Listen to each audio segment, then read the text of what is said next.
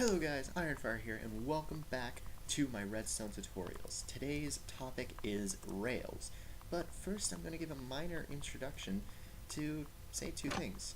First off, this series takes place in space. Second off, I can't believe nobody's asked me about my world domination plans. Seriously. Like, they're just sitting right here. It would just be so easy to open it and tell you all of my secrets. But I won't. Anyway, today's topic is in fact Rails, a simple thing that is actually so much so that I have never used it. So it took a little while to prepare this episode, and I apologize for that. So, first off, a neat little fact about minecarts is, if you put them in a dispenser and apply a redstone signal, it will summon it forward. This is great for when you're setting up automated systems, but when you're just doing regular travel, it's better just to grab it yourself and place it down. The next few items will be covered later on in the episode in the new testing chamber. Now, I don't know about you guys, but the last one was a little cramped, and I may have gone a little bit overboard in expanding, but I feel like overall it was necessary. Yeah, I really did go a bit overboard. So, first we're going to cover how to craft your basic minecart. You create this 5 iron ingots U-shaped thing inside your crafting table, and you'll receive a single minecart. This is really all you need in the long run, a single minecart, but a lot of people want multiple so they can create these minecart plus. Minecarts plus TNT, furnace, chest, or hopper. They will look like a regular minecart with a block sitting inside of it, and each one has a neat little addition to what it can do. The basic minecart, however, will actually roll on the rails just the same. So if I just push it down this hill, it'll run just fine. But eventually it'll slow down to a halt. So you need to remember to place these periodically throughout your rails to set them off. We'll explain those in just a second. The easiest way to get a cart started is with a downhill climb. So we'll show you what that looks like without all these extra rails here. So first, if I were to just push it down this hill, it would go about to where this block is here. And a neat little fact is that if you are currently in the minecart, you will actually continue for much longer. And I have to punch this so it doesn't stop me. Ugh. Okay, well, you will continue to somewhere in these 2 rails here, which will, if you're going in a straight line, cover a lot more distance. So just keep that in mind. If the player is actually in the cart, it'll go a much longer distance. But for something like a minecart with chest, if you want to automatically transport items, you may notice that it won't. I'm incorrect. It will travel a much longer distance than a regular minecart. I guess the feature where it slows down greatly was added so that way if you accidentally jump out of the minecart while it's going, you won't have to run a million miles to catch up to it. So I guess that was a nice feature. Anyway, let's show you guys how to craft rails. This recipe will give you 16 rails, which is more than enough to get you started. Simply put 6 iron ingots and a stick in this fashion. Just to put in perspective how not often I use rails, I was actually putting the iron ingot here and the sticks here because I completely forgot the recipe. One of the many things that made this episode take longer to make than it really should have. So next up we're going to be covering the minecart with chest, which is exactly what it sounds like. It is a minecart with a chest inside of it. You can push it around. And push it around like this and do things with it. If it is on a rail that is on top of a hopper, it will actually drain its items out into the hopper. And if you have it over 2 of them, it's just barely over the second one now, it'll actually do 2 items at once. So you'll notice that this hopper used to have items. Either way, now it should just... I have terrible timing, don't I? Anyway, this little system was designed to loop it back around to its starting position. Alright, so if you have a system like this, the minecart will always go in the direction of the extra rail and not the hill. So just, if you want to make a system to where it loops back around to the exact same spot every time, just do a little bit of an incline right at this connection point here, and the cart will always take the other direction. Random tricks. Alright, both a minecart with a hopper and a minecart with chest will drain into a hopper just the same. But say you were to do setups like this, first off, a minecart with chest will require an extra hopper to be placed here to be able to drain into it, where a minecart with a hopper only needs the chest to be over it. The minecart with chest is limited to the speed of the hopper that it's receiving items from, where a minecart with hopper is, prepare to have your mind blown, will take from it. It is full right now, that is unfortunate, at a very, very fast speed. So if I were to grab a bunch of these, you'll notice that 5 stacks will disappear from this chest very quickly, which, if you're planning on designing a build where it needs to gather a very small group of items at a very fast rate, the hopper is better. But for most circumstances, the extra space that a minecart with chest has, is much more efficient. And again, if you're wondering how you craft them, is you simply place the hopper or the chest where this item frame is. That's how all of these different minecarts are crafted. The final one is one that I honestly don't see the reason for it existing, the minecart with furnace. It's not what it sounds like. It's not a portable furnace, it's not anything fancy. It's basically a way to create a coal-powered train. So I'm going to put about 10 of these in here to get it going at full speed, and then it will push this minecart with chest. And that minecart with chest will continue going all the way down the track. So that's neat. But this one just stops right here. And basically, to get this back home, you're going to keep needing to give it coal every few feet. You're going to run through like 20 stacks just to get this thing home. And it's so annoying. And it doesn't even, get the minecart the full way. It stopped about at that lapis block on the hill, so it doesn't even keep up its speed.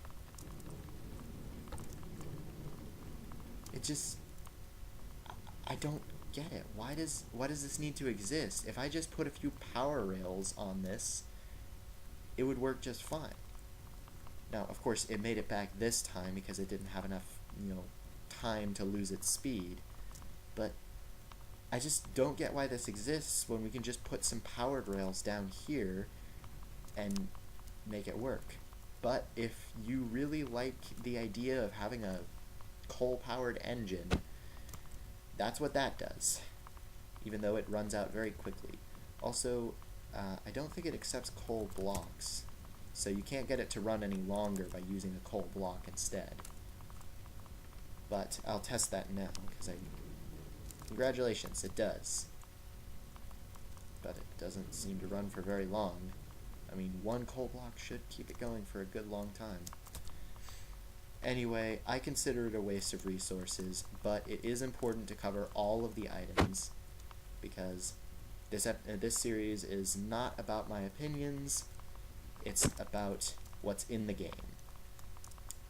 Next, since we already talked about it, I'll cover the powered rails. You craft this with 6 gold, 1 stick, and 1 redstone, which you may think gold is some sort of rare resource just by playing the game for a little while.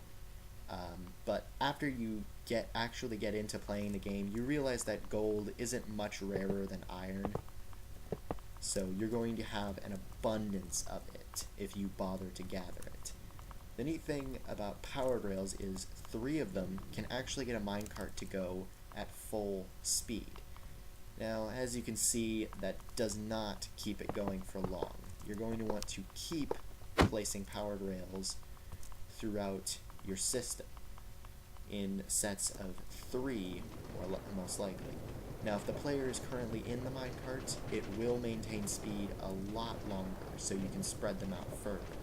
But if you want a regular minecart to continue the full length of the track, you're going to need to place them at the distance between these 2 sets right here. That is, here, I'll count it right now, 1, 2, 3, 4, 5, 6, 7, 8, 9, 10, 11. About 10 to 12 blocks should do pretty good for keeping it at max speed the whole way back. So that actually is a fair distance, you know? So it's not a complete waste. Next, I think I'll cover the last of the special minecarts, which is the minecart with TNT. This is exactly what it sounds like, an extremely explosive minecart. It's crafted with a single piece of TNT, even though when it explodes, it has the power of, I believe, 3. So I guess you get a lot more bang for your buck. Oh, jeez. To use these, you are going to need to place them on top of an activator rail. If an activator rail is supplied with redstone, it will light up, and any minecart with TNT set on top of this powered rail, simply running over, will be lit. If it is going at enough speed, you can actually launch that TNT off of a cliff and have it land, say, in your enemy's base or something.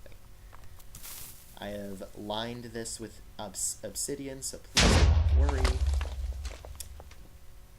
And there's the explosion. So it covers a lot more area than I'll show you a regular piece of TNT here.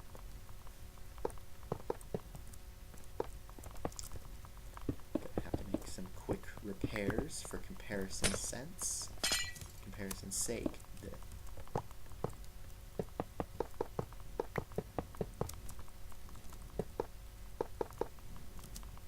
So we'll grab a regular piece of TNT here and just show you, for the sake of comparison, how vastly different the explosions will be. Huh.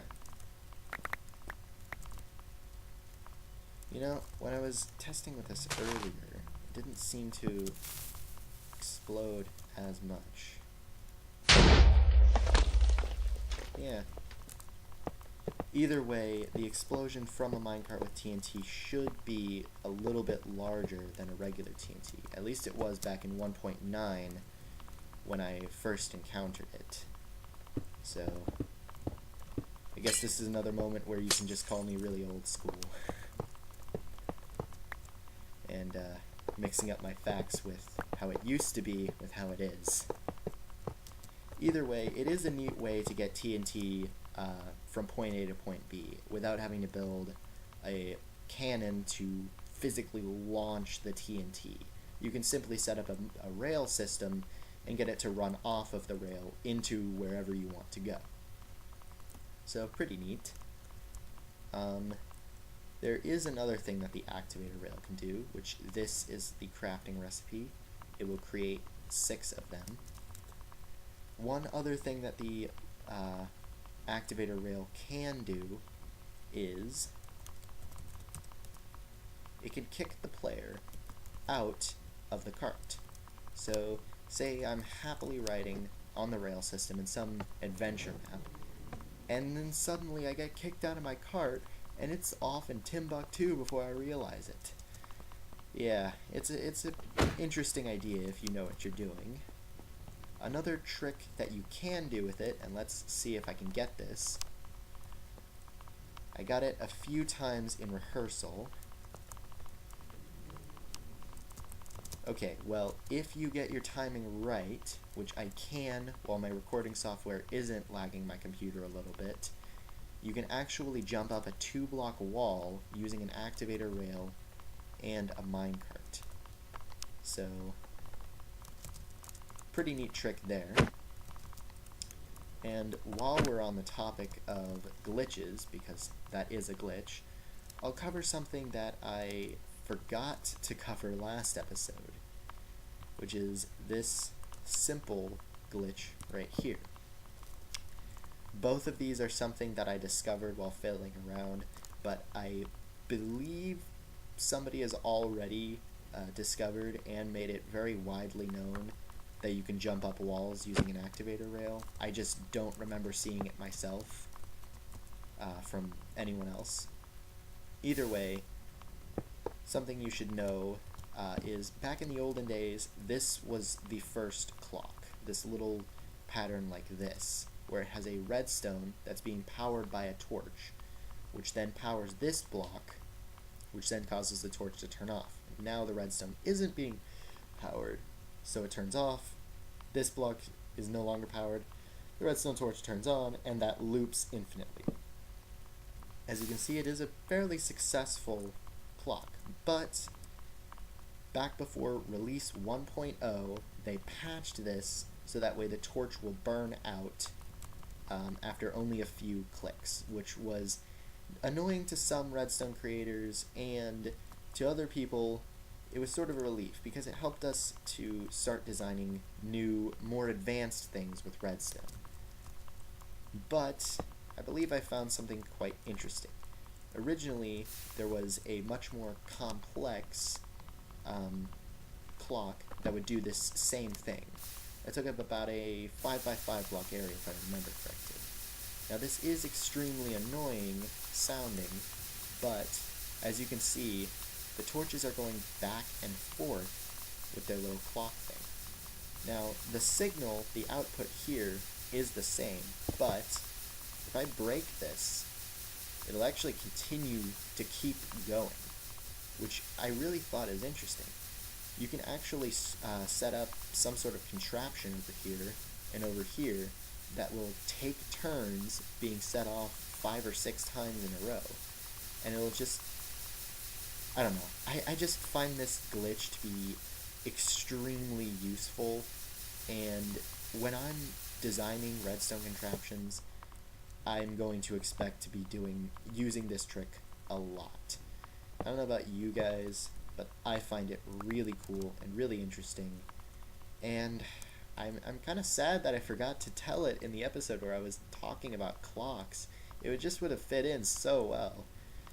Anyway, let's move on to our final item for the day, the activator, the detector rail. The activator rail is down over there. What am I talking about?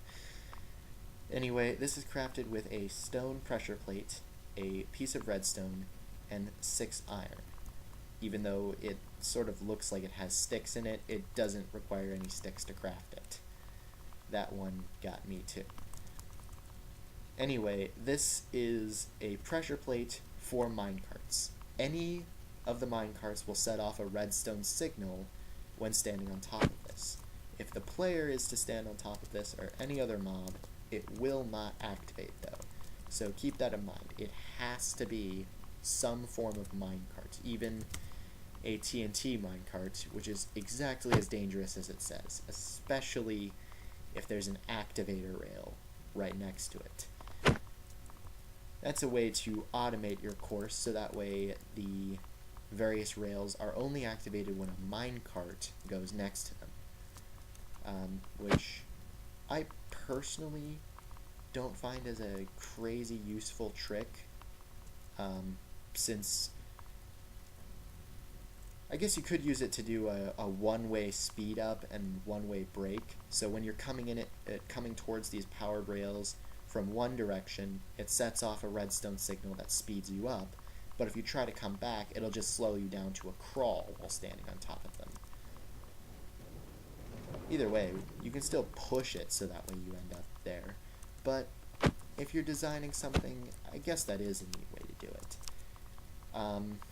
It will supply a full 15 block signal, so you can power any sort of redstone contraption you deem necessary.